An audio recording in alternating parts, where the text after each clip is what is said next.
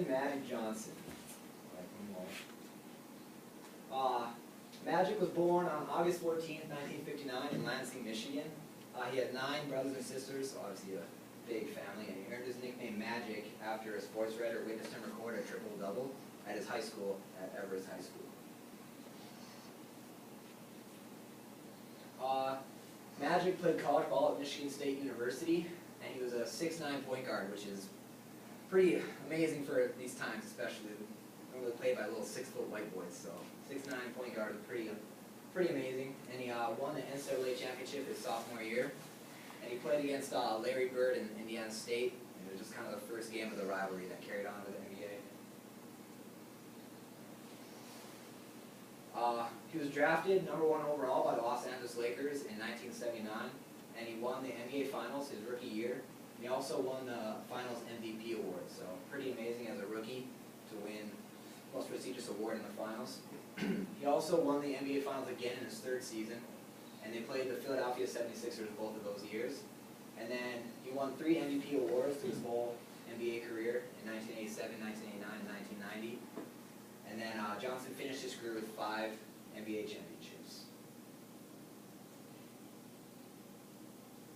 The announcement, he had a big press conference on November 7th, 1991, announcing that he was HIV positive and that he would have to retire from the Lakers immediately. And this was a big epidemic during this time in the 1980s, late 1980s, where a lot of people were being diagnosed with AIDS and dying within weeks of being diagnosed. So a lot of people figured that he was going to die, and it was very scary because he was very famous, one of the few idols in the country, and everyone was very worried that he was going to just shrivel up and die, one of the most popular people. And after he was diagnosed, after a physical, his wife was pregnant with his kid, so they're really worried that he transferred it to his wife, and obviously the wife would carry it on to the kid, so he was really worried about that. So they had to have the wife do a blood test, and it came out that she was negative, so the kid luckily did not have HIV as well. Alright, about the disease. 33.4 million people worldwide are living with HIV. This is from the World Health Organization. And over 1 million people are over 1 million people with the disease are in the United States. And approximately 1 in 5 are unaware they are infected, so they don't show symptoms and they have no idea. So it's important to get tested. And basically what HIV does, it eats away at your immune system until there's really nothing left. And at that point, you get diagnosed with AIDS, which without medication, you will die very quickly. Alright, so post-announcement, Magic felt the effects of being HIV positive almost immediately. He went from being the most popular person in pretty much America to the most avoided. He would call his friends up and teammates and ask if they want to go lift or work out, and all men had something better to do. They were all afraid to touch him, even like smell his breath. They didn't know what. People were so unaware of this disease and what it did to people and how they caught it that he had no idea that his friends didn't even want to be with him ever. It wasn't until Coach Pat Riley, his coach with the Lakers, who's now coaching for the Knicks during 1991, called him up and had a little private workout with him. They were pretty much best friends when he was in LA, and basically this workout, Coach Riley planned it just to show Magic that that he wasn't afraid to touch him and that he wasn't afraid of this disease. And basically in the ESPN film, The Announcement, Magic Johnson said that Coach Riley saved his life that day because he was falling into a deep depression because no one ever wanted to be with him.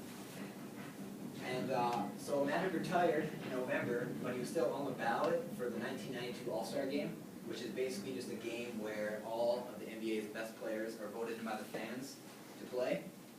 So all the fans wanted to see Magic play again, so they all were voting him in like crazy, and the NBA was like, whoa, we don't know if we can have this HIV positive player come in and compete and sweat all over these other players. So they met with doctors for months on end until they finally found out that this disease, it was safe for Magic and the other players to play in this game. So Magic went in and played, and he actually won the All-Star Game MVP, just dominated the game, which was huge because it showed that even a person that has HIV with the proper medication and diet and stuff can still obviously be a professional athlete even. And then he also competed in the 1992 Summer Olympics, where he was part of the Dream Team. Everyone knows about them with Magic and Larry Bird and Michael Jordan. Yeah, they took gold, just dominated the competition there, so that was also big for him, and big for the world to see that he could still compete at a high level. And then after he could still compete, he intended to come back at the beginning of the 1992 season. A couple games into the preseason, he was feeling well, everything was going well, until Karl Malone, one of his better friends, actually spoke up and made this huge rally about how he was afraid to play with him. If there was like ever an open cut, a lot of players started to jump on that bandwagon. They were all afraid to play with Magic because they didn't want to get this disease. So he ended up playing just a few games into the preseason, and then he retired again. And then jumping forward a little bit, in 1996 he decided to come back again because there was a huge medical breakthrough with AIDS, and a lot of people were more people were starting to find out that this disease wasn't transferred that easily. So he came back in 1996, and then he got a cut in one of his very first games, and the whole stadium was just watching him. Even the players weren't even concerned about the game anymore. Everyone was making sure that Magic got cleaned up.